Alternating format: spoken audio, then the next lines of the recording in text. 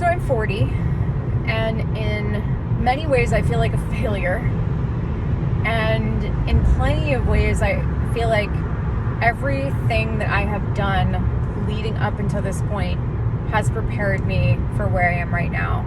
And the fact that that is such a cliche statement makes me feel terrible, because nobody wants to be a cliche. I think we all want to be successful and unique, and of course everybody has a different definition for what that looks like.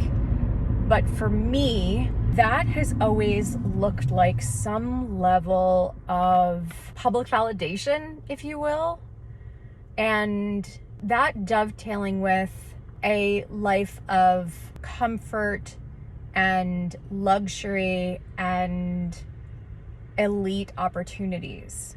I've studied so much in the last 20 years of my life,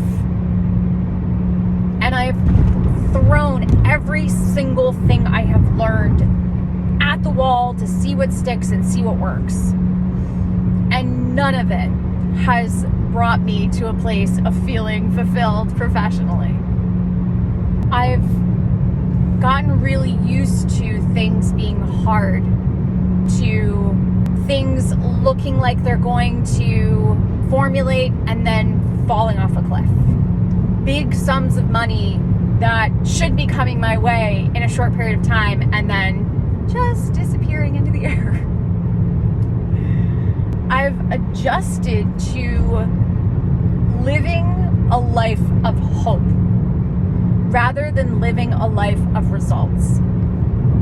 And so, about a year ago, I started to question if art was really the thing that should be top priority, priority number one. I think anybody could put themselves in my shoes and say, this is a bad idea. This is a bad business. You should stop. This is not making you money. And plenty of people have told me that. And for 11 years, I did not listen. I just put my foot to the floor and continued pressing. I literally said this: I am going to dig my heels in and make this work. To me, making it look like being in magazines and having vacations and going places and collaborations and doing all these really cool things with all these really cool people and having life feel like there's a certain level of ease to it. The lifestyle that I want, the life I want to have, the connections, the satisfaction that I want to feel in my work is not happening in art. When I do a custom painting for somebody and I deliver it and they are like near in tears because they're so happy, that's great. That's the feeling I want to have. I don't want to have that feeling 5 times a year. I don't. And I don't want to have that feeling for just one specific socioeconomic class.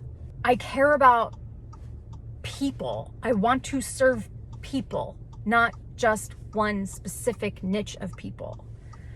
To give you a visual of what's going on in my life right now, I want you to envision a Venn diagram. The Venn diagram has 4 circles, and there's that one little thing in the center that overlaps. This circle is what I enjoy doing. This one is what I do well. This one is what the world needs from me. This one is what I get paid well to do. And over the last 20 years, there have been different things that I have done and been pretty darn good at, but maybe I haven't been able to market them. Maybe there wasn't a big demand. Maybe they didn't pay me very well.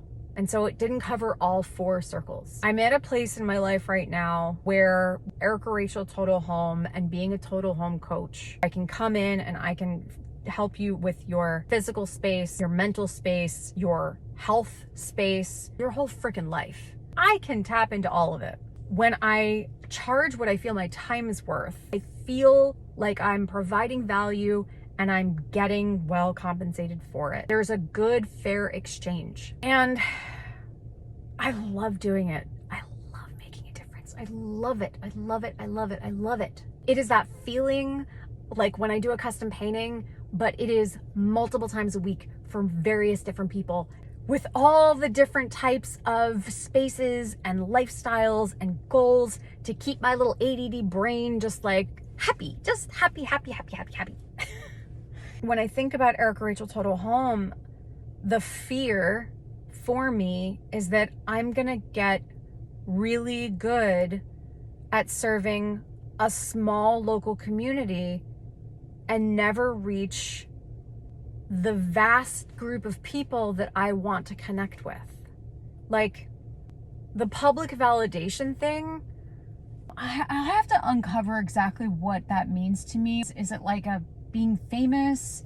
I don't think it's a being famous, because you can be famous and not even be liked. I don't know that there's anything wrong with wanting to be seen as beautiful and talented and successful, but I want to provide value in the world. And I think about the people that I used to admire, and the reasons I admired them don't matter to me much anymore, and they're not as shiny as they used to be. I guess having a lot of money isn't really the goal. And then I see the people that have tons of fame, and I go, yeah, but you're broke. I'm seeing behind the curtain. So all the things, not all the things, but a lot of things that I admired when I was young, like in my 20s and early 30s, just don't matter to me anymore. And because those things were part of what I identified with as a reflection of myself and my values and my direction and my identity, it's a little bit of as my boyfriend has said, a little bit of existential dread. I was showing my housemates literal photo albums, like physical photo albums from when I was like 17. And being able to have that much hindsight of my life is trippy, because I'm 40 and I have 20 years of hindsight as an adult to be able to look back on and see how I've changed and what I'm experiencing now. And it's really easy to have an ego at 40 because you feel really cooked, baked, done. But 60-year-olds look at me and say, oh, you're just a baby. And 80-year-olds look at 60-year-olds and say, oh, you're just a baby.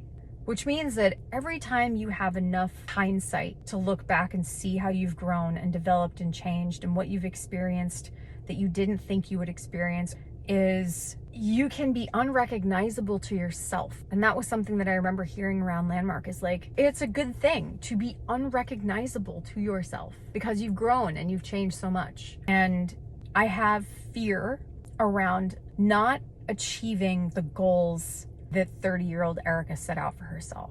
Like, there's a sadness. I almost want to cry. Like, it's a warm cry ball sensation of like sadness. And there's also this world of potential. Doors can open up now. If I'm willing to take the steps to serve more people and reach more people and do the things that other small businesses do to be able to succeed. And from that success, I can go after some of the dreams that haven't died. I can show enough income to actually get a second mortgage and buy an investment property. I can help to turn around areas in the community that need a little bit of help. There are other parts of me that will have the opportunity to grow if I'm willing to let certain parts of me die. And that's weird. It's so weird. It's an experience that I think a lot of people my age go through, because, you know, you make choices and you make sacrifices. And until there are forks in the road in front of you, you don't know what decision you're going to make.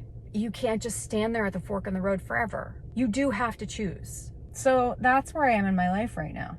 And it's lovely and it's fun and it feels so gosh darn significant. And in some ways it is, and in some ways it's not. My identity is just so wrapped up in it. It is.